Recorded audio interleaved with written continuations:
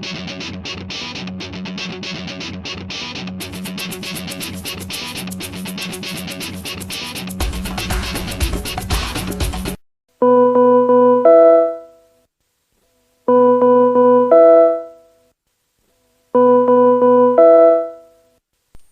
evening, everyone, and welcome to the Sunday Night Deathburger Report. This is John Galt speaking. I hope everyone's having a great Labor Day weekend. We're going to cover a little bit of a different perspective with our Deathburger Report tonight because last week was Bizarro Land. The employment report was a disaster, so we slid down some greasy Dunkin' Krispy Kreme burgers, and we went out and we took a tour with the galaxy, the Hitchhiker's Guide to the Galaxy. Yes, one of my favorite books. So Life, the Universe, and Everything. We're going to cover a little bit of a different part of the economic universe this week. The first chart on your screen is the manufacturing, the diffusion index for industrial production.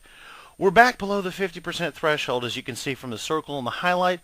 Below 50% usually indicates a contraction in industrial production. But this isn't supposed to happen, according to the experts.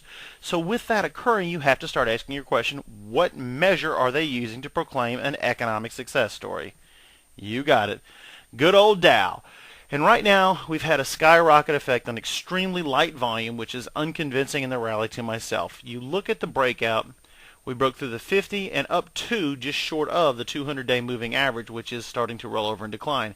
I don't think this will last. This occurred also in 2007, 2008. We will probably get to the 10,500, 10,600 level, maybe a little bit higher. Then we're going to roll over and we're going to crater. And it's going to be a nightmare because what factor does no one consider? Congress is back in session. And the reality of the economic data is brutal. Let's take a look at the biggest culprit, in my opinion, the housing industry. In housing, the starts and permits, as highlighted in the green and red line in this graph, indicate that we're at levels that you haven't seen in most of our lifetime. Most of us aren't 55 or older. Well, a lot of people are who apparently read my material and listen to my radio show, but if you pay attention to the big picture in the mainstream, we haven't seen permits and starts at numbers in our lifetime this low. Most of us haven't experienced that. I wasn't born until the early 60s. This guy was president last time we saw numbers this low, and we weren't even measuring them through his entire administration. Going back to the chart, though, you realize it's also another nightmare starting to creep into this. Construction jobs in the United States. That's the blue line going through the middle of your chart. It peaked, of course, with a housing peak, and then started to crash and burn. And we're back, if you look at the circle graph, to 1997, 98 levels. That is not indicative of a healthy, growing economy, nor any hint of expansion. It goes the same way for capacity utilization and manufacturing. It sounds good. It sounds like a big rah-rah story when you listen to it in the mainstream media. The bubble visions all proclaim that capacity utilization is on the increase, and that is the blue line, and it's looking absolutely fantastic. We're back to levels that we haven't seen since the 2001 and 1982 recession, so we're on the right direction, but we're still so far below it, it is not even funny. The red line, though, tells you the number of employees in goods-producing industries, and as you can tell, we're below all known historical norms for that particular section. That's not a good sign. If you are having fewer employees manufacturing goods, you're either increasing efficiency or you're still outsourcing a buttload of jobs. And in my opinion, it's the latter and will continue to be the latter and will impede any real recovery. Something I took some time to analyze this long weekend was the MZM, the broadest measure of monetary units available. And if you look at this, this is the rate of change of MZM versus the S&P 500 over a year ago. And if you look at the rate of change year over year, you see that the S&P 500 had a huge decline while the MZM was increasing.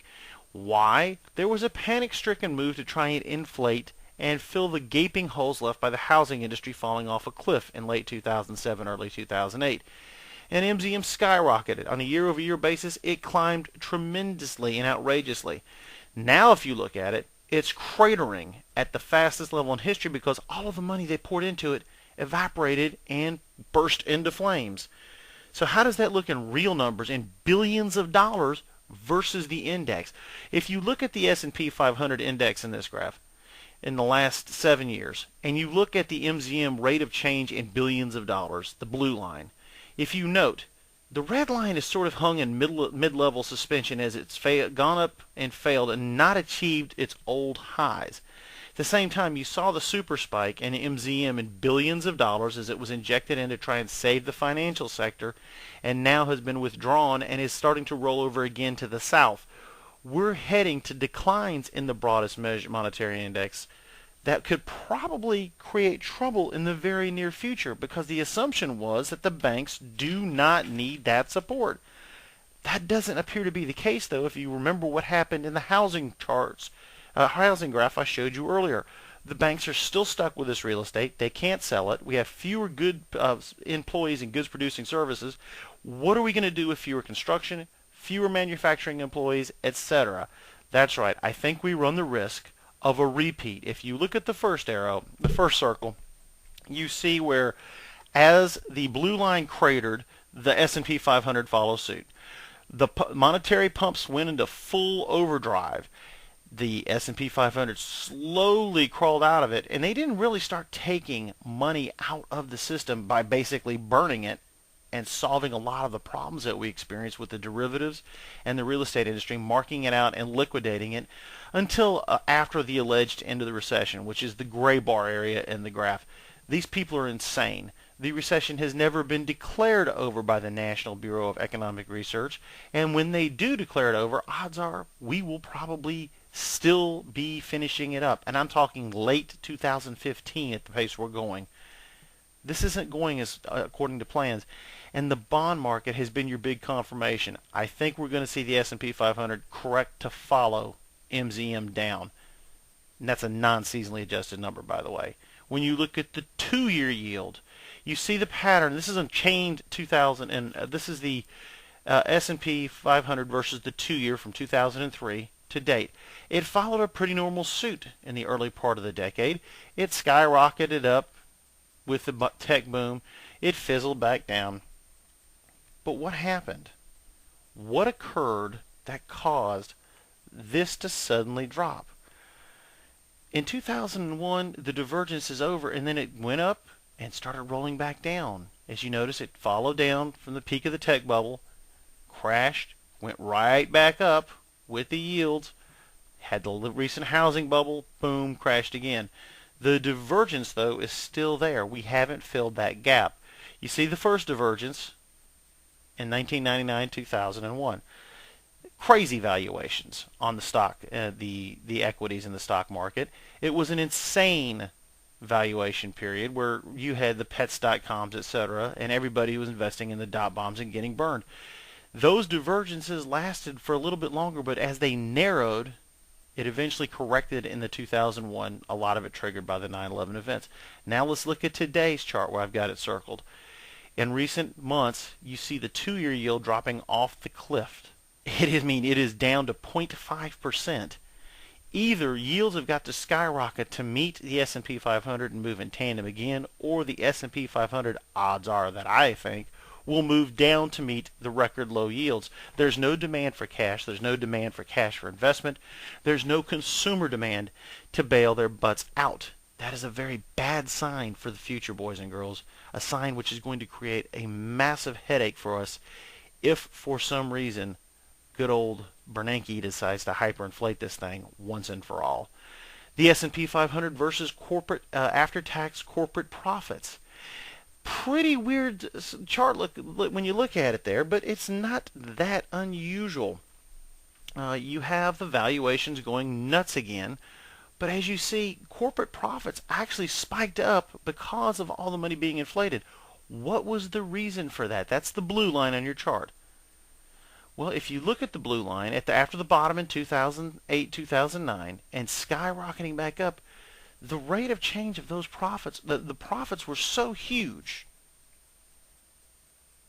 in a percentage because why? They sat there and were able to sit there and tuck the money away at 0% and pay off debts owed. They were able to sit there and show profits by getting rid of all the overhead and getting assistance from the government. Most of these profits in the S&P 500 were a result of stocks like Goldman Sachs, Bank of America, etc., able to invest you borrow money at 0% and invest it in crazy investments to help get their balance sheets healthy. Manufacturing didn't do quite as hot, not domestically at least. The first divergence you see there was that we had the huge super spike in the early 1999 to 2001 time period, and the profits really didn't follow suit at the same rate of change as the S&P, and that's why the S&P came down so hard. Then we had the next spike with the ZIRP policies of Greenspan trying to get zero interest rates and pump up the housing market. And what happened again? As you see from the next chart, you see that the sucker went nuts again and got to a new high. But profits were declining. The divergence was there. Now things are starting to move back into normal alignment. Profits are dropping. The market looks like it's ready to drop. If you look at the end of the chart to the right of the red circle, you see a sharp decline in corporate profits, percent change from a year ago. It's not moving as fast. So they were able to sit there and juice it for a very short time period using a zero interest rate policy, but it's run out of gas. There's been no real economic growth to support corporate profits. Odds are they're going to continue to decline, and the S&P will follow suit. Same for house sales. You look at the red line, that's your housing sales, single-family home sales. For the last the last 20 plus years, and the S&P 500 went nuts. What happened though? As we sat there and saw it start declining, you saw the sharp drop in the S&P 500. Yet the correlation ended in 2009. The S&P 500 went up because it was juiced. It comes back to the end. We're still having horrible single-family home sales. Is there a correlation there? We're not sure, but I'm going to keep this chart and track it for a long time. I think there is. Finally, versus real GDP. The S&P 500, your red line, versus real GDP in billions. If you look at it, it's moving up nicely. Real GDP. These are chain 2005 dollars. It looks very impressive. It looks like everything's moving normally. We had the drop in the S&P 500. It follows the drop in real GDP. The second part of it, after the 2001, you saw the housing bubble that was created. You have the drop that was inspired by the housing cratering in both real GDP and the S&P 500. And now we've had a turn, and it's going to be revised further for the last quarter, for the second quarter again, and I'll guarantee you for the third quarter, it's going to be just as ugly. And as real GDP contracts, the S&P 500 should follow suit to the downside. See, the S&P 500 and stocks are no longer acting in their predictive roles. They're being manipulated way too much for reality to set in. And when you look at a historic chart, I've overlaid the bubbles that have been put into place on this very same chart by our friends at the Federal Reserve and everyone else. When you look at the booms and crashes that have been created in just the last decade, you see the tech bubble top, the 9/11 crash result. There's the S&P 500. Then you see Greenspan's overreaction with zero interest rate policy for all practical purposes, or the 0% bubble for housing, as I call it. Repeated again with Bernanke, and the housing bubble crash starting in the one period just before 2007 and finally allegedly finishing in 2009. It's still not over. That's the key thing there. Then you see the stimulus bubble that took real GDP up high again, but the S&P 500 did not move as fast. It moved up sharply, but not as fast. That's where you've got to be concerned. The S&P 500 is not acting in its predictive roles, and the stimulus bubble is fading rapidly.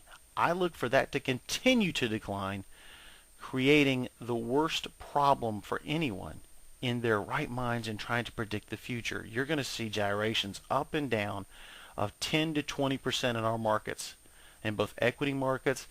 Bond markets eventually going to start gyrating like this. It's going to be a very ugly picture, and I bet the only way I can describe how ugly it's going to be, well, it's going to be, what's the best word for it? As they say in the South, but ugly. Yeah, that ugly. Sorry to bring a Fed chairman back into it. So, tune in next Sunday night. We'll have another discussion about what's occurring. Review the market weeks in review. This is a production of www.johngaltfla.com. I wish to thank everyone who tunes into the radio program. I'm on Monday through Friday from 6 to 8 p.m. Eastern Time, live at www.thewatchmen.fm. You can also listen to the program on my blog. I have a player on the front page embedded, and archives are linked there also. For the Sunday Night Deathburger Report for September 3rd, 2010, this is John Galt. God bless and good night.